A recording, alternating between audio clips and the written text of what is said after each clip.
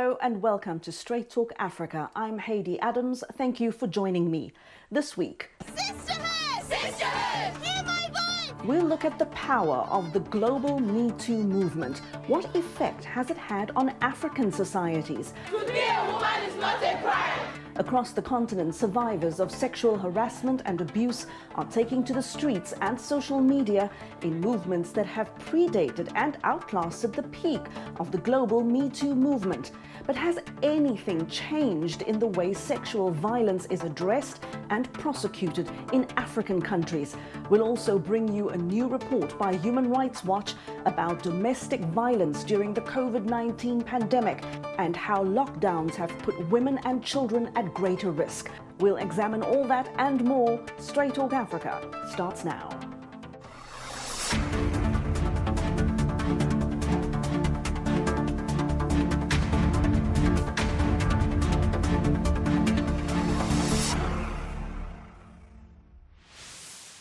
Before we begin, we'd like to inform you that some of the themes we discussed this week are of a sensitive nature and might not be appropriate for children.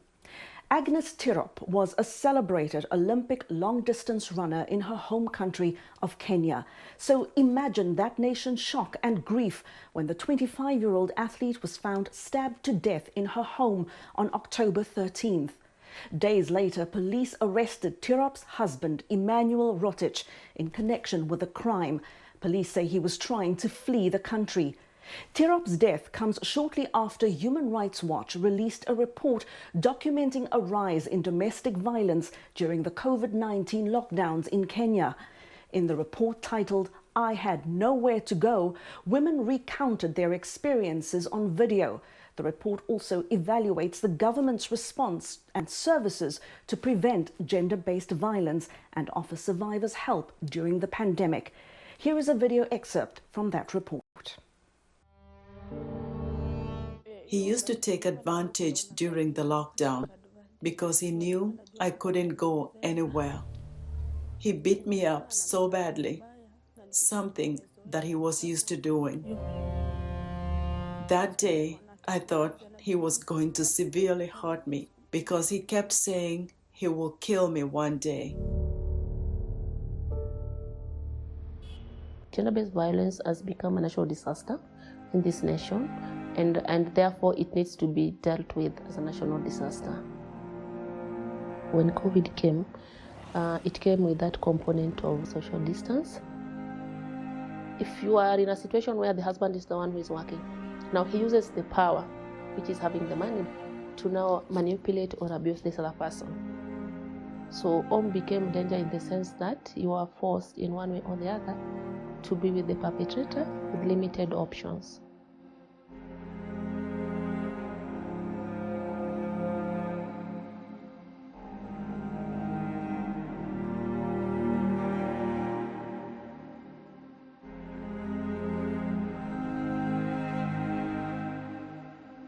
We were supporting so many clients who were going through GPV. When you're having around 1,500 cases, that's already triple the number compared to 2019. It's the government's responsibility to take care of its people. Violence as a way of affecting somebody's mental well-being to a point of sometimes even making smaller decisions becomes very difficult. So by the time a woman is deciding to come out of an abusive relationship, there's need to be a lot of support. I made a decision to leave. I went to the hospital and then went directly to the police station.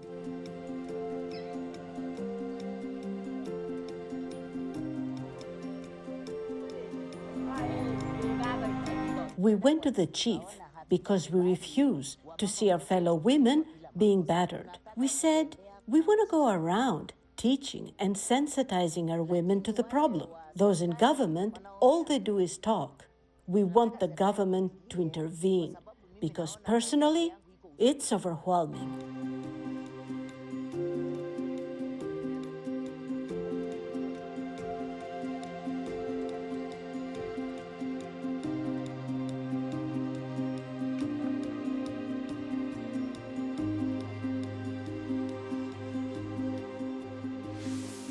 That video accompanied Human Rights Watch's report titled, "I Had Nowhere to Go." I spoke to the producer of this video, Audrey Kawire Wabwire from Human Rights Watch in Kenya, about the details and the main themes of the report. Audrey, welcome to Straight Talk Africa. Please tell us, what does this report by Human Rights Watch aim to show us? Thanks so much for having me. The report is based on interviews with 30 people, activists, survivors, people in the media, others working in NGOs. And they spoke about their experiences and their work during the lockdowns last year. There was media reports about gender-based violence, about high numbers of teen pregnancies in Kenya last year, and Human Rights Watch looked into research, particularly on gender-based violence. And the findings were that among the survivors, many of the survivors did not have somewhere to go, as the report title states. There was nowhere for them to go to get medical assistance and just other social support that they needed at this very difficult time. So we talked to people who were, sexually assaulted or beaten in their homes by relatives, family members, neighbors, other close people, and even strangers in the community. And when this happened to them during, let's say, normal times before the pandemic, it was possible to go to a friend's home or a relative's home or escape to somewhere in the community. But now, because there was a lockdown and the government did not want people to, move around so much to prevent the spread of the virus, survivors were locked in the home and they had to stay sometimes with their abusers, which is a really difficult environment, of course. And many survivors we spoke to did not feel free to report to the police just because of, feeling like there was so much corruption and interference with the investigation, particularly in small communities. And so they did not want to go to the police. The police are not always sensitive to survivors of gender-based violence. And so this is just one barrier they faced in getting justice. They could not really go to health centers and hospitals because, remember, during the lockdowns, especially when the pandemic had just started, the capacities for most health centers and hospitals was really limited because they were dealing with the pandemic.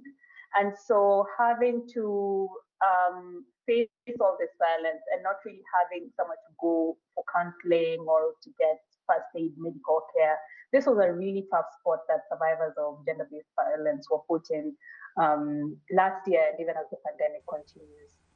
And Audrey, just to give viewers an idea of how bad it can get in a short space of time, I was reading in this report that according to Kenya's National Crime Research Center, the number of gender-based violence cases increased by 87% in 3 months. And that was just during April to June of last year. Of course, it all happened while the COVID restrictions and lockdowns were in place in the country.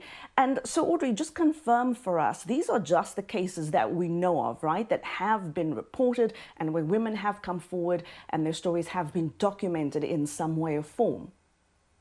These numbers, these high numbers that we are reading about, are the cases that actually go to the police and are documented in some way.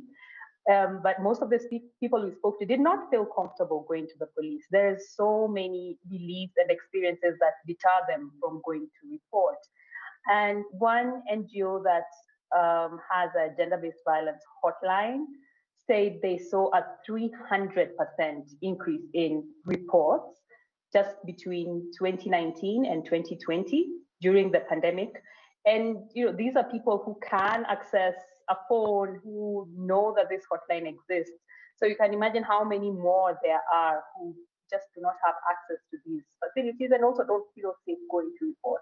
So it is a widespread problem. And so, Audrey, given the work that you and your team do at Human Rights Watch, why do you think this is not as high a priority for governments in general? Why does there appear to be this lack of urgency when in many countries, especially on the continent, women make up 50%, even more than half of a particular country's population? That's failing half your country. Well, I think there's a lack of political will to listen to what women are saying, because women are speaking up. And even when they're not speaking up, we read so many reports last year of people who could hear what was happening to their neighbors or who could see what was happening. But our leadership is just not ready or willing to address this problem fully. You know, it's one thing for the president to go to an international conference and say, you know, gender is a very important thing to Kenya and, you know, we're taking all these steps. But in a small county in Western Kenya, in Narok, where I spent some time early this year, the community activists are just working alone. They're just keeping people in their homes. So if indeed we are coming to the world stage to say that, you know, all these issues are important to us, then why not take the actual steps to listen to all these survivors who need urgent help right now? So I think mainly it's a problem of political will, because there are laws that have been passed, there are policies that have been passed, there are trainings that are happening for police. Then I think it just takes that extra step for the leaders to now say that, you know, we have all these great initiatives, how are we rolling them out? During the last election cycles, when there was violence in Kenya, there were also cases of gender-based violence, which Human Rights Watch documented. And each time the government has sometimes acknowledged that the problem exists, but taking the extra step to actually support survivors, to actually help them get maybe healthcare or other social support that they need, the government has failed on this. While Kenya has passed laws and policies regarding gender-based violence, this pandemic really tested these mechanisms and showed that, you know, there's actually no support. There's nowhere for women to go or girls to go when they have faced this kind of abuse. They require shelters, and there were no shelters for people to go. And they resorted to going to activists' homes, and the activists were basically taking care of them at their home with their money, their food. This is something the government should have been doing. The government should have made sure by now that after all these trainings that the police have done, they're able to receive survivors of violence and take care of them and make sure that they're not even going back to abusive environments, or to show that they're actually arresting and taking all these cases right to the end. But this did not happen, and this is a big failure of the government right now. Now, Audrey, for someone who is looking to get out of an abusive situation, but who perhaps doesn't know where to go, what to do next, or even really what their rights are and how to exercise those, from the work that you do, what kind of advice or guidance would you give them? There are community activists who are working every day, day and night, to just help women understand what their rights are and where they can go, and that they have the option to report. Now, reporting is very difficult, and even getting out of an abusive environment is very difficult. But just to have the knowledge that whatever's happening to them is wrong is quite important. But I do feel that this question, that, you know, what can women do? I feel like women are doing a lot more than they were in the past, and there's much more access to information. But apart from knowing what you can do, you do need the support to leave a difficult environment, and that support needs to come from the government. So this responsibility lies with the government more than it does not lie with the women at all. People need to know that they can go somewhere, they can get out of their abusive homes, they can go somewhere to get healthcare and counseling, and, you know, to stay just away from all the horrific things that they've gone through. So as much as they know, the government does have the major responsibility here to take care of all survivors. Audrey Kawire Wabwire from Human Rights Watch in Nairobi, Kenya, thank you so much for your time. Thank you so much. Yeah, and have a good rest of your day. Many survivors of domestic and sexual violence often hesitate to come forward, let alone open a case, because of stigma. They worry they won't be believed, that they'll be blamed, ridiculed, ostracized, or even attacked again. In Africa, research and recent examples show how society, the media and social media can perpetuate a culture of victim blaming. In September, a so-called rape demonstration on television in Côte d'Ivoire sparked outrage. TV host Yves Dembella encouraged a convicted rapist to use a mannequin to demonstrate how he attacked his victims. As Kader Traoré simulated his techniques for, quote, a successful rape, the show host asked if Traoré's victims enjoyed it. The two men then offered women advice on how to avoid getting raped. Amid a nationwide backlash, a court convicted both the host and his guest for glorifying rape. Dembella was fined about $3,600 and Traoré was sentenced to 2 years in prison. In South Africa, which has one of the world's highest rates of rape and femicide, studies show that those who report incidents to police are often re-traumatized. They experience victim blaming, threats, and their cases are often delayed or botched. Look at this study from Nigeria, which shows victim blaming is flourishing in Africa's most populous nation. It says a national survey found that nearly 25% of women aged 18 to 24 years experienced sexual abuse before age 18, and that survivors are often blamed for indecent dressing and keeping the wrong company, others for being careless or walking alone. Then last year, the University of Nairobi came under fire for victim blaming a female student who had reportedly been raped by a gang of men. In the memo, campus security accused the woman, who says she was attacked while walking home at night, of recklessness. After more than 6,000 people signed an online petition asking the university to blame the male perpetrators and not the woman survivor, the university apologized. Now today, our show features mostly women activists and survivors speaking out about victim blaming and how they are often met with more questions than support in their communities.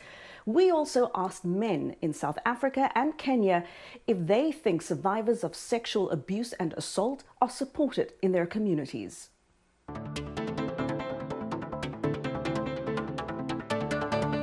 So I think that in the last couple of years, we've made big strides, and I think there's a lot more support for women who come forward with sexual assault allegations or stories.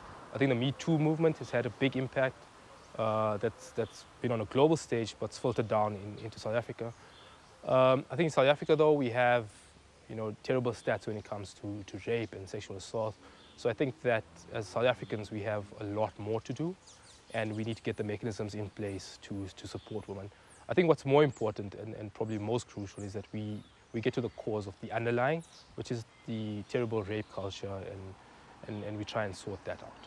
Society does not support women when they speak about sexual assault, because then most of the time the people who are supposed to support those who speak out, they have their own problems and would rather deal with their own problems, and then most of the women can't seek help from the justice system because the justice system is always too slow to respond, and then they just end up giving up. I do believe that society does care when women get sexually assaulted. So social media is such a big thing nowadays that naming and shaming a person will get them sent to prison pretty quickly.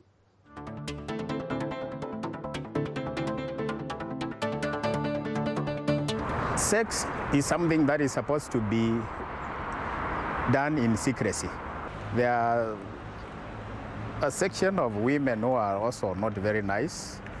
They harass men, and in that case, whenever there are issues of women claiming to have been assaulted by men, it becomes an issue that nobody would get a clear picture about it. Society has actually left the women aside a little bit. This is because there are some cultural animosities, rather beliefs, that actually viewed sexual matters, rather statements, as very secretive things that actually should not be shared. The society views a situation where a woman is complaining of sexual harassment, that she's the one on the wrong, that she's the one who is most of the time mischievous or doing the wrong thing. Yeah. So usually the society will look down upon the woman who is complaining about sexual harassment. And yes, because there are certain groups, rights groups that are trying to champion the rights of the woman in terms of voicing issues around sexual harassment. So we have sections of society that are supporting the woman in championing their sexual harassment issues, but on the other side we have the larger society that is largely patriarchal and does not support the woman when they raise the issues of sexual harassment. And we're going to take a short break here on Straight Talk Africa. When we come back, we'll look at the power of the global Metoo movement and its many versions in African countries. We'll look at what's needed to eradicate victim blaming and bring perpetrators of sexual violence and harassment to justice. We'll be back in a moment. Health, wellness, sport, beauty, medical breakthroughs. Healthy Living cares about your well-being. What are the main health concerns in Africa and around the world? Find out the latest on coronavirus. Connect with our experts and ask them questions. How long does the virus stay? Join me, Leone in Washington, every week on Healthy Living, right here on VOA. You're watching Straight Talk Africa on VOA. Welcome back. American activist Tarana Burke first coined the phrase Me Too in 2006 to help Black women share their stories of sexual trauma. Back then, Burke had doubts whether Me Too would catch on, but it did. Let's take a closer look at the movement and how it has helped survivors of sexual harassment and abuse hold some of America's most powerful men to account. In 2017, the MeToo hashtag turned into a global phenomenon, a rallying cry against sexual abuse and assault for women across the Americas, Africa, the Middle East, Asia, and Europe. It also brought global attention to other versions of the worldwide social movement as protesters called for perpetrators to be brought to justice. The potency of the movement was perhaps best seen with high-profile trials in Hollywood, as dozens of survivors stepped forward to reveal years of sexual abuse by some of the industry's most powerful men. Movie mogul Harvey Weinstein was convicted for rape and sexual assault. He is now serving a 23-year prison sentence. In 2018, comedian and actor Bill Cosby was convicted of aggravated assault and sentenced to 3 to 10 years in prison. However, he was freed in June after his conviction was vacated by the Supreme Court of Pennsylvania for violations of Cosby's Fifth Amendment and 14th Amendment due process rights. As Cosby walked out of prison, another entertainment icon faced multiple allegations of sexual abuse spanning decades. Robert said, "Don't believe everything you hear." R. Kelly has been charged with multiple counts of sexual assault. In an explosive documentary, sexual assault survivors recounted how R&B superstar R. Kelly preyed on teenaged girls. Black women had been talking about this story since 1991. America has not held abusers accountable. This is us, America. This is us letting this happen. I know the names of 48 women whose lives Kelly has ruined.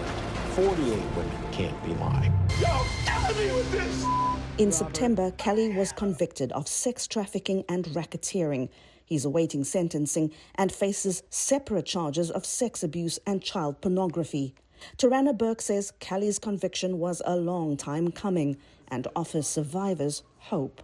I think that there is some relief that they're raising their voices mattered, right? Because I think for a lot of people who have come forward, both in this case and outside of this case, only to have it fall on deaf ears or not be believed or not see a conviction, right? Which is why we try to encourage people not to put their eggs in the basket of a conviction, like not to seek healing from the outcome of a court case, because you just can't control it. Burke has penned a highly personal memoir of her childhood in New York City, her journey into activism, and the beginnings of Me Too. The book contains a heart-wrenching account of how a man raped her at the age of 7 and how that profoundly shaped her future. Shame it's all-consuming, right? It can get into all the nooks and crannies and cracks and crevices of your life. And if there's not something that's put in place to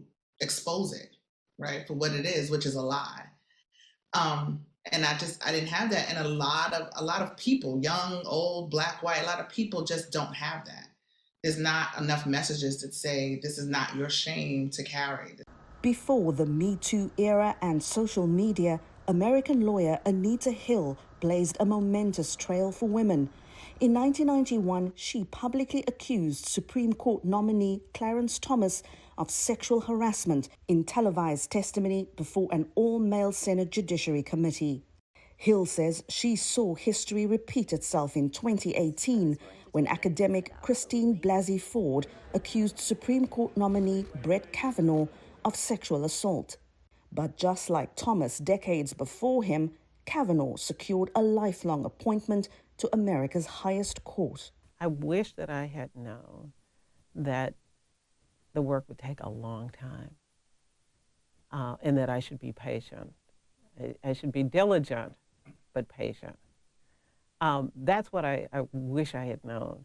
I actually thought that it could be done, relatively quickly, because if we had the right processes in place, as a lawyer, we think that's all there is to it. But what I wasn't understanding was that our culture of denial of the harm that gender violence is causing has been built into those systems. Hill released a book recently titled Believing, Our 30-Year Journey to End Gender Violence. She says the COVID-19 lockdowns presented an opportunity to recount her experiences and those of other survivors of sexual abuse. There was this urgency to have a reckoning, actually, some sense of accountability for where we are with gender violence.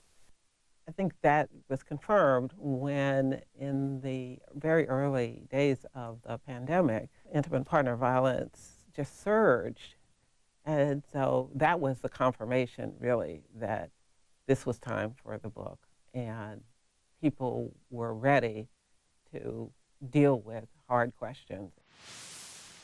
Well, to discuss the impact of the global Me Too movement, I spoke to Nasu Fofana, an author, entrepreneur, and women's rights activist in Sierra Leone, and Rosebel Kagumire, a Ugandan activist and the editor of the platform African Feminism. I asked Fofana and Kagumire how they see the global Me Too movement and whether it serves the interests of Africa's women. Thank you, Heidi. It's very important to recognize that the movement is the women themselves. So the movement is not someone outside doing this work for us. We are the movement. African women have had their Me Too movements from time to time. Every day, growing up as a girl in Uganda, I knew stories of rape. I knew stories of sexual abuse. I experienced sexual harassment from the community to workplaces. These are our realities. But I think that the Me Too movement, as seen maybe from the mainstream global stage, which we would be talking about, is how then in the recent years, we have seen powerful voices captured in the media. And for the first time, the media actually paying a bit of attention, seeing a bit of a shift. And this is from decades and decades of work from women like Anita Hill, from women from very many conflicts across Africa that have been moving countries and governments and saying our lives matter. And that's how we have certain protocols on this continent that talk about sexual abuse, sexual violence. And so this is not in a vacuum. We are not coming to jump on some Western something happening. This is very well located within our lives, and we have experienced this. We have been at the heart of this movement, both from our grandmother's time to our mother's time to our lives right now. And of course, to your point, Rosebell, there has been this generational awareness in African countries. It might not have been Me Too. I mean, when I was younger, and I'm not going to give away my age here, but it was some other movement by another name. Nasu, in recent years, we've seen End Rape Culture, that campaign in South Africa, the My Dress, My Choice in Kenya, and if I'm pronouncing this correctly, Nopiwuma, or the I Will Not Shut Up campaign in Senegal, and other movements that did not necessarily flow from Me Too, but that originated in Africa, right? I believe the difference that we're seeing here is because of access to media, access to the platforms. So, like my sister Joy said, we've been doing this all our lives, whether it's our grandmothers, but you also have to look at our history, where a lot of African countries, or in my region, have gone through civil war. And it is noted, it is there that sexual violence, in conflict is a very, very big issue. So this issue has been around us. It's not that women have not been talking. So if you look at the situation of Sierra Leone during the Civil War, we had women who went to traditional leaders, in safe spaces for women and discussed their ordeals. They would not sit in the media today like you and I are doing to speak about their experiences. So it has been organic, it has been there.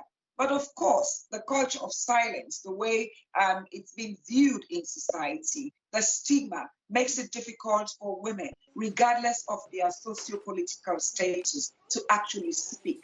So what has that done? It has normalized the experiences. It has made it feel like it's okay for your body to be violated, whether it's during war or it's during peacetime or it's in your bedroom. So it is very, very difficult for people to speak because we don't have not only the kind of media access, but also the support system, okay? It is okay if you're wealthy in a Western country to come out and speak. You have agency to a certain level. It's the reverse in my society. When I spoke up about my experience of being a rape victim at 15, in 2019. I spoke first in 2016, but then, I did not call my perpetrator's name. When I did that in 2019, my country erupted.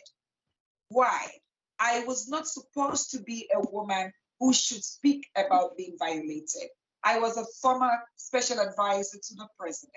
I am influential in my society. Young women look up to me. So that access, that platform, definitely made a lot of people uncomfortable. Yes, I had massive support online, obviously, because it was on social media, but I also had a backlash from a few people who trumpeted that. I was enjoying the sex. I was lying. I wanted fame. I wanted people to know me, but I spoke. So in my culture, in Sierra Leone, even as we speak, even though now people are, young women, people are speaking about this issue, but there's still a lot to do. What we don't have is the support system, okay? Whether it's counseling, whether it's money to hire lawyers, whether it's forensic and machines, all of these things that women in the West have, that maybe they take for granted. They can just walk into a hospital, they can have all of these services. We don't have that. So how we prove our cases is a lot more difficult, apart from culture, but just the access to certain amenities, certain services, makes it difficult for women in my society to talk about their experiences. And as Nasu is referring there to this economic or class divide when it comes to access to justice and the media, Rosebell, do you see it playing out that way on the African continent in the work that you do? And also in terms of who is believed, who gets justice and who gets access to justice? Definitely. We need to recognize that sexual abuse and sexual violence does not happen in a vacuum. It happens in certain context, and economic context also can help you maybe prevent escape certain violence in a certain way, but it is not the only factor. It doesn't mean that if you're from a wealthy family, you will not be a victim of sexual abuse, because sexual abuse is actually happening right in our homes, fathers raping their children. So even economically, sometimes it cannot protect you. Even if you found a country where women are a bit in a certain middle class, it has not alleviated sexual abuse, because we have marital rape, we have your cousins raping you. It is a social culture issue, very, very, very ingrained in patriarchal societies. Like we heard from Nasu, the reality is that the silencing is invested in the fact that if we spoke, then you can see the face of the perpetrator. The face of a perpetrator for a long time has been hidden. We could hear a woman speak about her experience, but we did not know who did it. You know, the society is very invested from your family, silence you to never say that name. So as long as perpetrators are protected, it doesn't matter how much victims speak out or survivors speak out. If you continue to invest heavily in protecting men, and I'm saying men because we know that sexual abuse, even where victims are men, the perpetrators, over 90% are men. So we must address the issue head on. We can no longer sugarcoat who is responsible for this mass violation of women, not only just women, but also sexual minorities in our societies, you know? So that's why I'm saying money is not the only factor. And we have to see what compounds this problem is that you have the religion, you have the house and culture, you have the media and the law, and you have the state structure. All these things work together to reinforce silence, to make sure that even if you came out to speak, yes, party, that's why our laws do not encourage us to be able to access justice in a fully way that you can actually, as a victim, they are not victim-centered. It's about just ticking off another violation, another crime has been committed, right? So, but if it were very important, it's only now that many African countries are bringing up the issue of having a perpetrator list so that we know who did this. But for a long time, a man could violate as many women and move to another locality or even stay in the same place. We would never know. But we have to continue to understand that this is sexual abuse is happening in a dynamic where there's very power imbalance, gendered power imbalance. Women are denied power right from home, from school to everywhere. In many ways in Africa, it's even worse because it is colonized power. Our laws are colonial. Everything, we have dismantled systems, cultural systems that could have protected women and children. So we have to remember all these class, but also other factors like sexuality, gender identity, that make other people's lives even much worse, that they would not even be able to, the small room that we can have probably as cisgendered women to discuss, that so many people would not actually even have that space because their lives are criminalized. Our societies are hell-bent on silencing their identity like they don't exist. We're going to take a short break, and when we come back, I'll bring you more from my conversation with women's rights activists Nasu Fofana and Roosevelt Kagumire. We'll also show you how survivors of sexual abuse by priests are calling for historic reforms in the Catholic Church. Stay with us. We'll have all that and more when Straight Talk Africa returns. We have amended the Sexual Offences Act, and now it is the punitive measures are stricter. We've set up courts, special courts for that. We have special centers, one-stop centers to deal with rape and other issues. And that was the president of Sierra Leone, Julius Maada Bio, speaking to my colleague Peter Clotty in Washington about his government's efforts to toughen penalties for sex crimes and protect women and girls, and the ways sexual violence is addressed and prosecuted in African countries is part of my conversation with rights activists Nasu Fofana, who is from Sierra Leone, and Uganda's Roosevelt Kagumire. I want to get to this issue of the law. Now, in my home country of South Africa, We have beautiful, very good-looking laws. On paper, the country looks progressive, in step with the times. Women look empowered more so than ever before, but on the streets and behind closed doors, it's a different story in terms of how those laws are enforced. And when you find women's dead bodies turn up in bushes.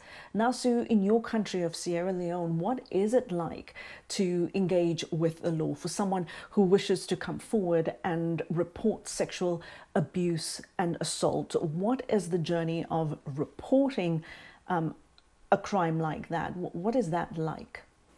Well, first and foremost, the higher percentage of our victims are minors. Okay, so they are mostly children below the age of 18.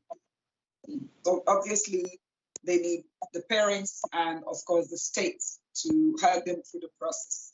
One thing that we really, really know that makes it frustrating for victims from the time they go to the police, especially the police, your first point of contact within our system, within the context of Sierra Leone, which is the family support unit within the police, is the least funded division of the Sierra Leone police.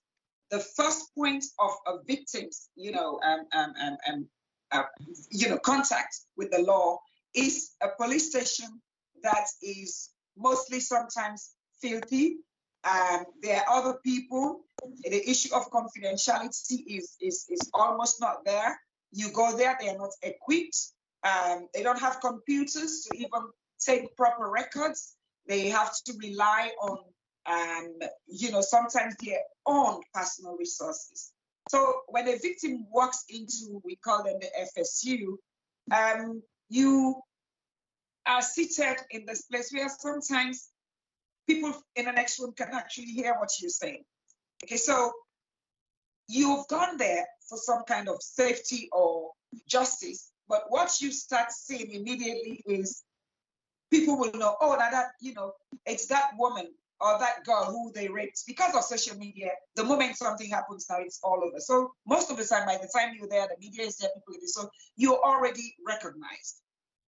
After that, after your reports, they're giving you a medical paper to go to the Rainbow Initiative, which is a referral organization which I work with. I'm one of the family members. I'm actually going to step out after 9 years. So they give a medical certificate that comes back to the police, and the police will then use that to do further investigation and then send the case to the law officers department in the Ministry of Justice to get advice whether to charge or not to charge. Now, that is when things are going smooth. Most families or most victims don't have the money sometimes to go back and forth during this process. And when it gets to court, the time that it takes, okay, through the investigation, of course, we don't have a forensic lab, so proving rape is a huge issue. It's your word most times against somebody else's word. And so the strenuous activities that survivors go through, sometimes they just get discouraged. They just get discouraged and leave the case. We now have sexual offenses courts, okay? But there's so much backlog and just this amount of judges to sit on these cases. So even with that step, it's also underfunded. So for victims and survivors, the road, we have all these structures being set, but we don't have the investment. We don't even have data to inform certain decisions. We don't have experts. We don't have psychologists here that can go into court to actually even look at the psychological impact. So victims will face perpetrators in open court. Now these days, there's some psychosocial counseling, but you need so much more to be able to face somebody in a court of law. Investigating sexual violence from the beginning really works against victims, and survivors. So most people, unfortunately, walk out and just stay back and see what happens and say, we left with case God. We leave it in the hands of God Almighty. I want to touch on this issue of shame around sexual violence and who has to carry the weight of it and the responsibility of proving what happened, and women not being believed in society and in their families and in their communities and in their countries. We see this all the time. Rosebell, you've spoken about this in the media, that the shame and the stigma still falls on the survivor and not on the perpetrator. Definitely, this is a very big challenge. And for me, it comes back to power. For a long time, when you as a social group have been dispossessed of the place in society to be seen as knowers. Imagine in a society, in any day when you walk in any country, who surrounds you? It's men. So every day on TV, we tell our society that believe men, they are the ones who know. If a man does not back up your story, it doesn't have even to be about sexual abuse. They're not going to believe you.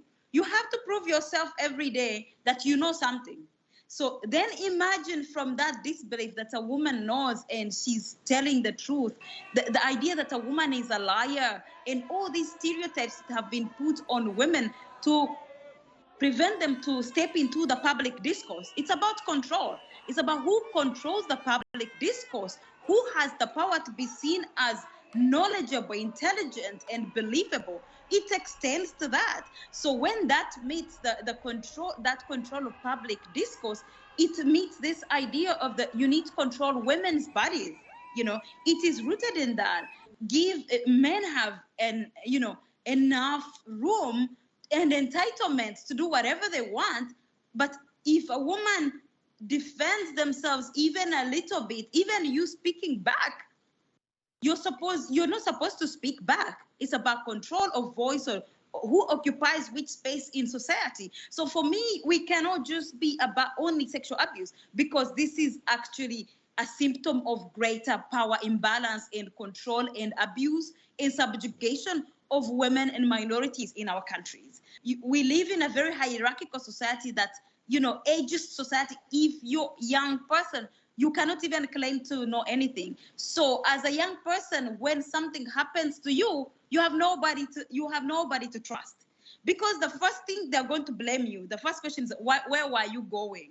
I told you. So we have adapted as a society of this power imbalance and abuse in a very mode of protection, but it's not working, because we think if we tell a girl, don't sit properly, don't dress this way, don't walk at night, we think that's protection. It is not. We have not told men how to behave and how to be accountable and to be held accountable to the things they do to women.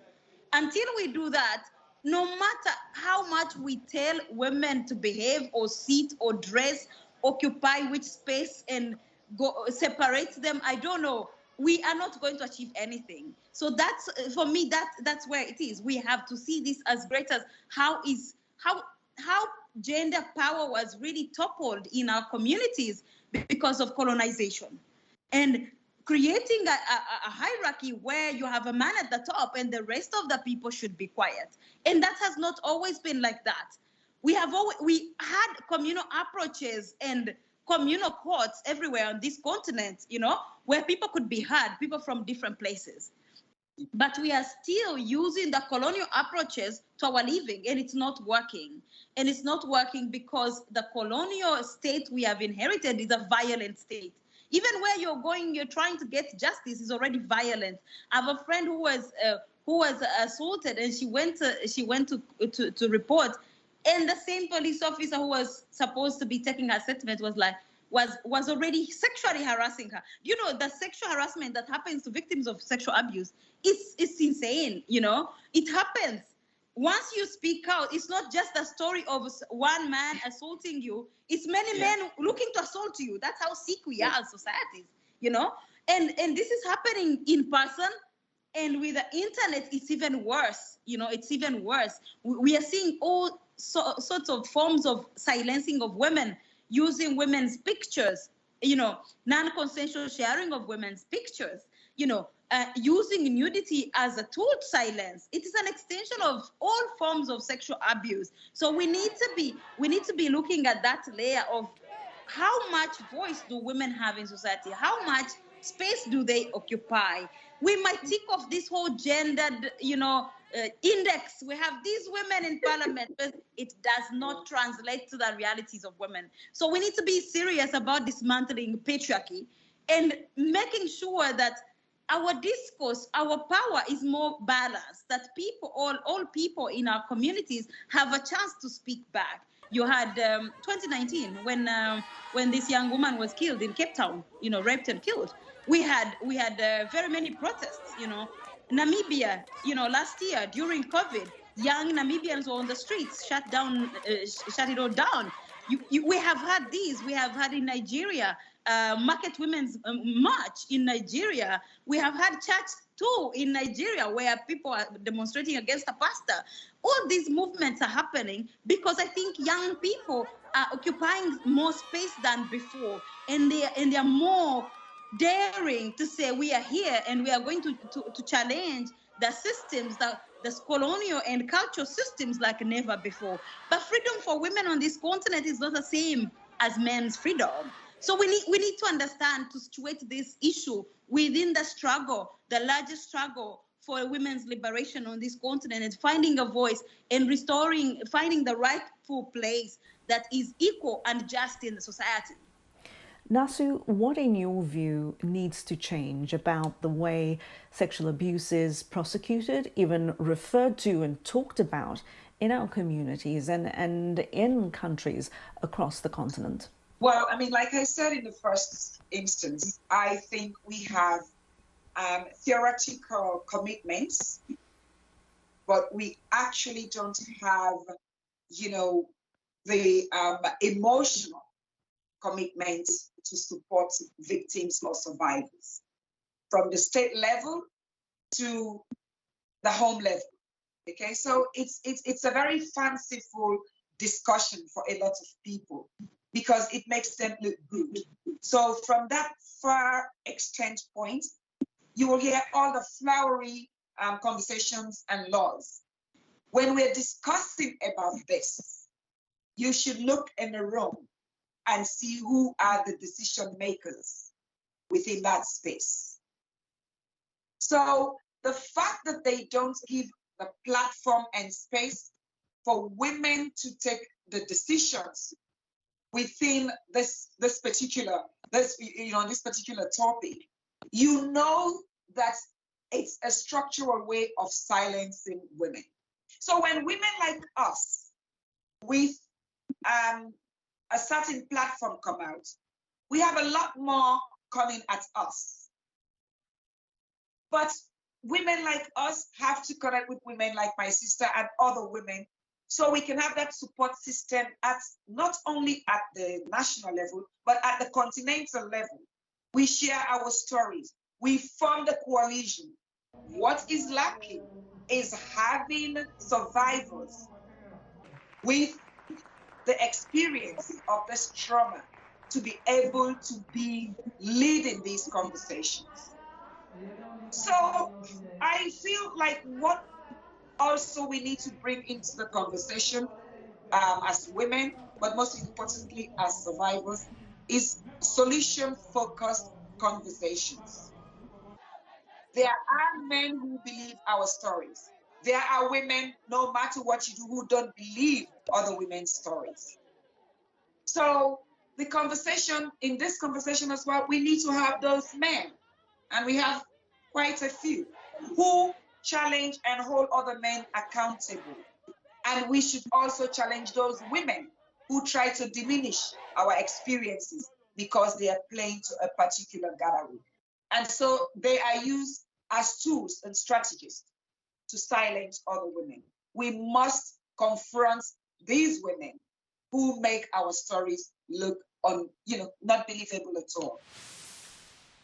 And a big thank you to Nasu Fofana in Sierra Leone and Rosebel Kagumire in Dakar, Senegal, for sharing their experiences and perspectives with me on this very important subject. It is much appreciated. Survivors of sexual abuse by priests in France are calling for historic reforms of the Catholic Church after an independent commission found that hundreds of thousands of children had suffered systematic abuse over the past 7 decades. We get this story from Henry Ridgewell. Jean-René, Jean-François and Joseph were around 10 years old when the abuse began. Priests at the Chavagne-en-Paillé Seminary for Minors in Western France engaged in systematic sexual abuse against the children in their charge. When the idea came to them, they would come and get us. Haven't seen you for a long time, come on. And they would take us to their rooms. The Catholic Church covered up the abuse. When someone, a priest, behaved too scandalously in one place, whether in the seminary or in the parish, the bishop would move him to a parish where he would do exactly the same thing he had done before. For decades, such horrifying stories of abuse and cover-up were repeated across France. The Commission findings, published Monday, revealed that at least 216,000 children, mostly boys, were abused by up to 3,200 priests and other clerics since 1950. When abuse by lay members of the church is included, the number of victims is estimated at 330,000. Above all, there was a series of neglects, failures, silence, and institutional cover-up, which were systemic in nature. Pope Francis, Tuesday, offered this response to the Commission findings. Numeri considerevoli. I would like to express to the victims my sadness, sorrow for the trauma that they have suffered, and also my shame, our shame, my shame, for the Church's too long inability to put them at the center of its concerns. Under French law, many of the offences are too old to prosecute.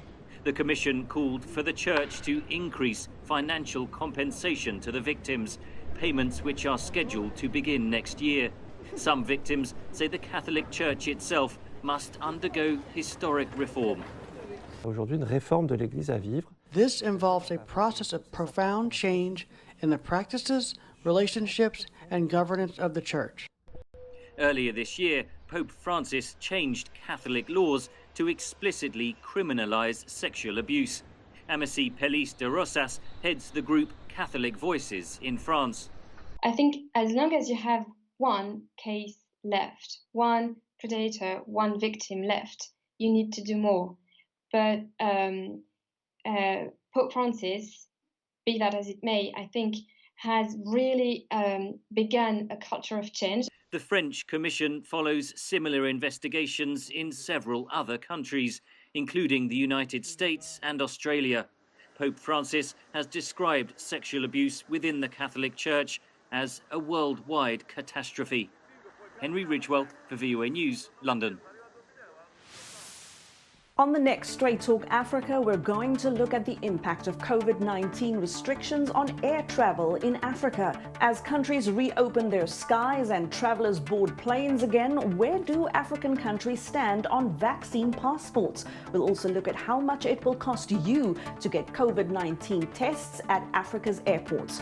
Join me, Haiti Adams, on the next Straight Talk Africa. And that is where we will leave it for this week. Thank you to all my guests and thank you to all my VOA colleagues who contributed to this week's edition of Straight Talk Africa. And thank you for always watching and always listening. I'll see you next time. Goodbye.